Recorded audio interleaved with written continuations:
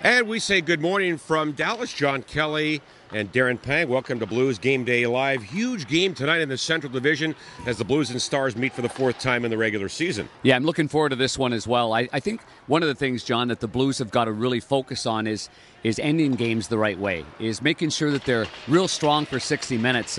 They've played some great hockey. I mean, there's no question they played great against the Pittsburgh Penguins for, I would say, 50 minutes of that hockey game. Obviously, in the last game in Nashville, we all know what happened there.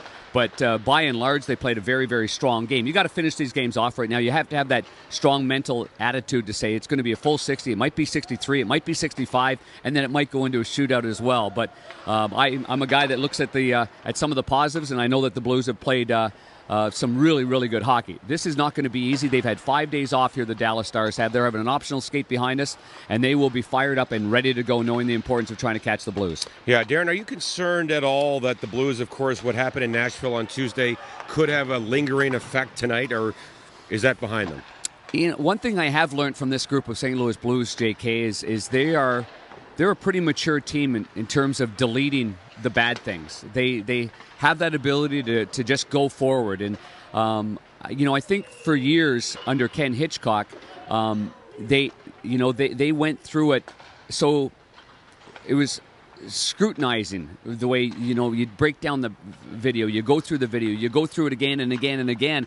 And I think actually Hitch did a good job of training these guys for when the time came and Mike Yo's taken over, that they can look it over, they can go through it. They're not happy, but that they can, find their A game again after that. But not finishing a hockey game is a little bit different.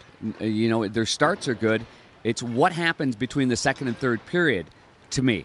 And maybe that's leadership that has to step up and really make a strong point in that locker room to say, like, the third period, the game's not over, and the next goal is going to be very important, because that's the area that concerns me more than anything else. All right, the Blues did make a deal yesterday. Of course, the trade deadline is coming up in a week and a half on the 26th. The Blues acquiring Nikita Soshnikov, a Russian from Toronto, for a fourth rounder next year. What can you tell us about Soshnikov? Well, one thing about Soshnikov is he's a gritty player.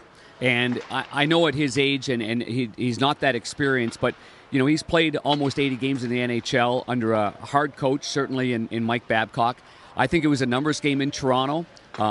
They're obviously, Mike Babcock leans on several players like Leo Komarov that do a similar type of job.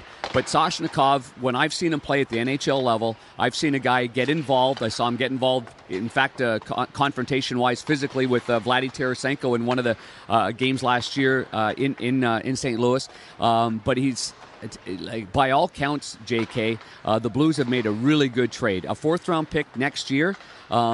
He's a good depth player that plays with a lot of edge. He plays with a lot of angst in his game, and I think the Blues can use that part of his game. He's just played 5 games in the American Hockey League on a conditioned assignment, and he is, from what I understand, he is 100% healthy and playing full bore. So once they get everything settled in as far as just getting him across to the USA, then get the passport and all that out, kind of stuff. Then he'll be either joining the team or going down to the American League for a little bit, and then seeing the Blues again. But if our fans don't know anything about him, they can be rest assured that he's a player that plays with an edge and gets involved physically. All right, Darren, finally, this game tonight is a huge game. Dallas only a couple of points behind the Blues. The home team has won every game. The Blues, of course, had a lead in this building the last time they were here on December 29th. What are the keys tonight for St. Louis to get 2 points? Well, number one, I think Hitch likes that matchup of Roussel going up against Tarasenko. He's had Antoine Roussel go up against a lot of top players in the NHL. So trying to get the Blues off their game early on, and I think the Blues have to match that. I think the Blues have to come into this game, John, knowing that Dallas is going to empty the tables. We're going to see Ben Bishop in the game. We're going to see a big goaltender, just like we just saw with Pekka Rinne, a guy that can handle the puck, just like we saw in Pekka Rinne, a guy that can catch pucks as well. So where you place them is going to be very important against him. But be ready for a mature game, a real, like a punch you in the nose kind of game, because that's what I think this game is going to be all about, is the willingness to battle and win those battles and win the board battles. And I think that'll determine who wins this game tonight. All right, should be a lot of fun tonight. I'm looking forward to it, yeah. We'll see you on TV at 7 o'clock on Fox Sports Midwest. That sounds good. And, of course, the game is on radio on KMOX with Chris Kerber and Terry Yake tonight from Dallas. Blues and Dallas Stars tonight from Big D. Hope you tune in and have a good day, everyone.